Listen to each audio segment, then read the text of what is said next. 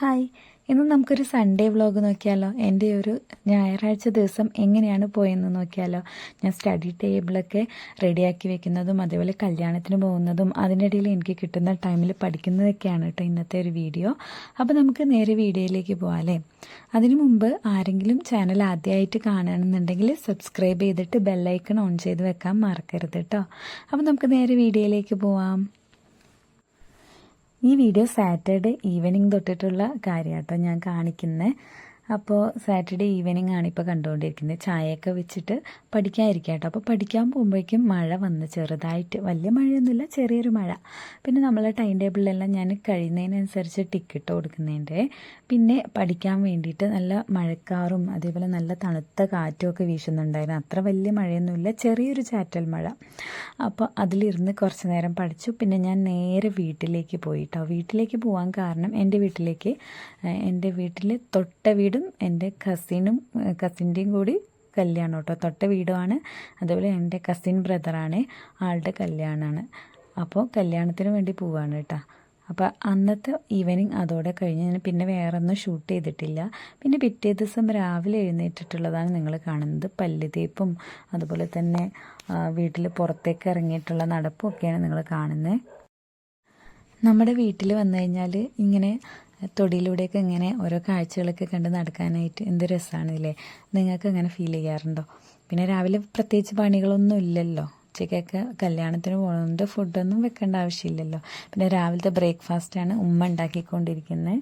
അപ്പമാണ് കേട്ടോ, ഞങ്ങൾ ആപ്പം എന്നാണ് പറയാം. ആപ്പവും കടലക്കറിയും. എൻ്റെ വീട്ടിലായതുകൊണ്ട് തന്നെ എനിക്ക് രാവിലെ പ്രത്യേകിച്ച് പണിയൊന്നുമില്ല. അപ്പോൾ കുറേ ടൈം കിടക്കുന്നുണ്ട് കേട്ടോ. കല്യാണം നമുക്ക് 12 മണിക്ക് പോയാൽ മതി. കാരണം റിസപ്ഷനാണ്, ചെറുക്കനും പെണ്ണൊക്കെ ഉണ്ട്. അപ്പോൾ റിസപ്ഷനാണ്, അതുകൊണ്ട് തന്നെ 12 മണിയാകുമ്പോൾ പോയാൽ മതി. കല്യാണ വീട്ടിലുള്ളവരെ 11 മണി കഴിഞ്ഞിട്ടാട്ടോ ഇറങ്ങുന്നത്. അതുകൊണ്ട് കുറച്ച് സമയമുള്ളതുകൊണ്ട് ഞാൻ രാവിലെ ചായ കുടിക്കുന്ന നേരം കുറച്ച് ഇവിടെ ഞാൻ ബുക്കൊന്നും കൊണ്ടുവന്നിട്ടില്ല. അതുകൊണ്ട് തന്നെ എന്നോ വെച്ചിട്ട് പോയിട്ടുള്ള ഒരു തൊഴിൽ വാർത്ത ഉണ്ടായിരുന്നു. അപ്പോൾ അതിൽ ഡിഗ്രി പ്രിലിംസിൻ്റെ ക്വസ്റ്റ്യൻ പേപ്പേഴ്സ് കണ്ടു, ക്വസ്റ്റ്യൻ ആൻസേഴ്സ് ആയിട്ട് ഇങ്ങനെ കണ്ടു, OMR പോലെ. അപ്പോൾ ഞാൻ അത് നോക്കാമെന്ന് വെച്ചിട്ട്, എന്തായാലും ഇനി ഡിഗ്രി പ്രിലിംസൊക്കെ വരാണല്ലോ, അപ്പോൾ കുറച്ച് കടുകട്ടിയായിട്ടുള്ള ക്വസ്റ്റ്യൻസൊക്കെ ആണതിൽ. അപ്പോൾ അത് നോക്കാമെന്ന് വെച്ചിട്ട് നോക്കിക്കൊണ്ടിരിക്കുക. അപ്പോൾ അതിൻ്റെ ഒരു പ്രശ്നം, ഉത്തരം അപ്പുറത്തെ സൈഡിലായിരിക്കുമല്ലോ. അപ്പോൾ ഇങ്ങനെ നോക്കണം മറിക്കണം അങ്ങനെ.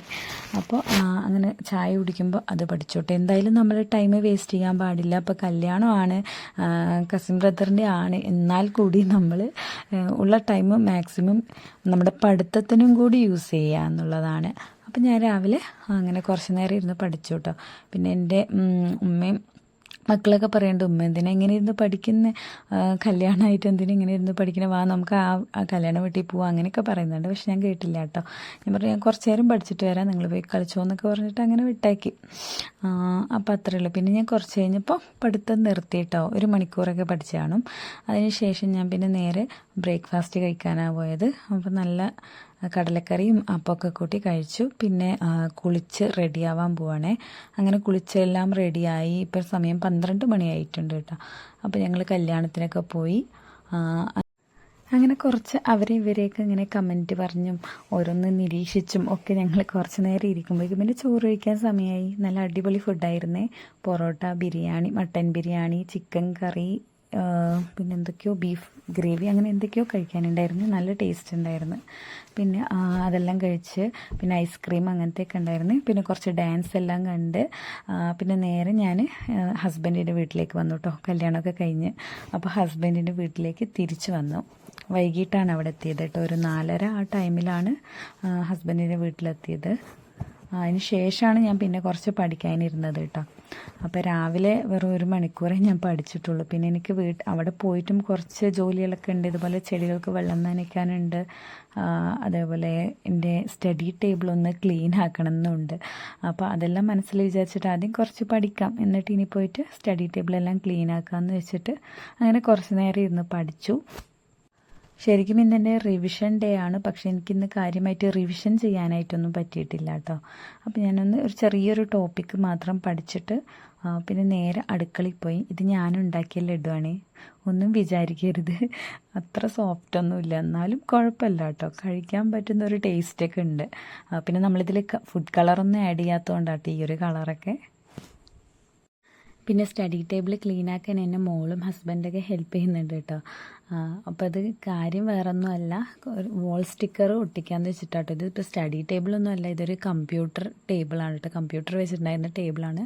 അപ്പോൾ അത് കേട് വന്നപ്പോൾ പിന്നെ അത് ഒഴിഞ്ഞെടുക്കുമായിരുന്നു. അപ്പോൾ ഞാനതിൽ ബുക്ക് വെച്ചു. ഇപ്പോൾ ഇത്രയും വേസ്റ്റ് ഉണ്ട് കേട്ടോ എല്ലാം കഴിഞ്ഞപ്പം. അപ്പോൾ ഒരുവിധം ഒന്ന് ക്ലീൻ ചെയ്തെടുത്തിട്ടുണ്ട്. എനിക്കിഷ്ടപ്പെട്ടു എന്തായാലും ഇത് ഒട്ടിച്ചതൊക്കെ. അപ്പോൾ ഞാൻ എൻ്റെ ബുക്കെല്ലാം അവിടെ നേരെ ഭംഗിയിൽ റെഡിയാക്കി വെച്ചിട്ടുണ്ട്. ഇപ്പോൾ കാണാൻ നല്ല ഭംഗിയില്ലേ? ഇപ്പോൾ കണ്ടാൽ തന്നെ നമുക്ക് ആ ബുക്കെല്ലാം എടുത്തൊന്ന് പഠിക്കാൻ തോന്നും കേട്ടോ. പക്ഷെ ഞാൻ പഠിച്ചൊന്നുമില്ല, കാരണം ഭയങ്കര ടയേർഡായിരുന്നു. പിന്നെ കുട്ടികൾക്ക് ഫുഡ് കൊടുക്കണമായിരുന്നു. അപ്പോൾ അവർക്ക് കൊടുത്ത് പിന്നെ എനിക്ക് വലിയ വിശപ്പൊന്നും തോന്നിയില്ല. അപ്പോൾ ഒരു നേന്ത്രപ്പഴം മാത്രം കഴിച്ചു. പിന്നെ നേരെ പല്ലൊക്കെ തേച്ചിട്ട് കിടന്നുറങ്ങിയിട്ടാ. കിടന്നുറങ്ങുന്നതിന് മുമ്പ് കുറച്ച് വീഡിയോ ക്ലാസ്സും കാണാറുണ്ട്. അപ്പോൾ അതും കണ്ടിട്ടാണ് കിടന്നുറങ്ങിയത്. പിന്നെ ഈ പല്ല് തേക്കൽ പുതിയ ശീലമൊന്നും അല്ല കേട്ടോ, ഞാൻ എന്നും ചെയ്യാറുള്ള കാര്യമാണ്. അപ്പോൾ വീഡിയോയ്ക്ക് വേണ്ടി ചെയ്യുന്നതല്ല, എൻ്റെ ഒരു ഗുഡ് ഹാബിറ്റാണത്. അപ്പോൾ ഇത്രയേ ഉള്ളൂ ഇന്നത്തെ ഈ ഒരു വീഡിയോ. അപ്പോൾ ഇഷ്ടമായിട്ടുണ്ടെങ്കിൽ ലൈക്ക് ചെയ്യാനും സബ്സ്ക്രൈബ് ചെയ്യാനും മറക്കരുത്. വീണ്ടും അടുത്ത വീഡിയോയിൽ കാണാം. ബൈ.